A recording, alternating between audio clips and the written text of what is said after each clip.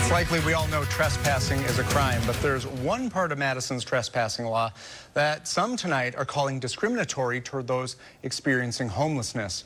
Arman Rahman hears from homeless advocacy groups and someone with lived experience about what they want to see done. Arman? Yeah, Brady, Section 6B of Madison's ordinance against trespassing specifically states that no person shall possess or use items like beds, pillows, blankets, and sheets on someone else's property without their consent. Now, homeless advocates are posing the question, why single these people out with an extra penalty? Jammie says she moved here 15 months ago with just the clothes on her back. When I got here, I had nothing.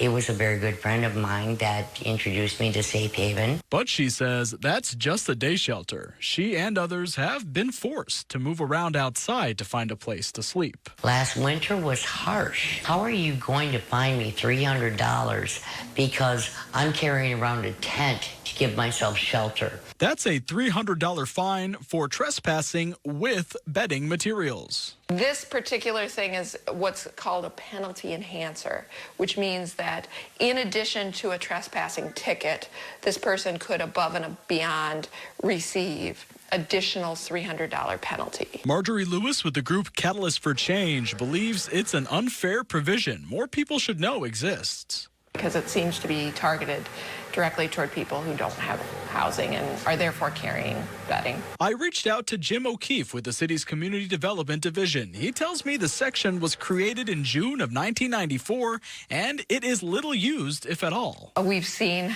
old laws can come back into effect because they exist, and so we don't want this law to be used against people. That's why Lewis and other advocates in the city are asking people to get in touch with their alders to get this section of the ordinance off the books. This would not make trespassing legal in Madison, Wisconsin. We do not support that. Jammie says it comes down to empathy. You know, instead of finding us, maybe they should find us.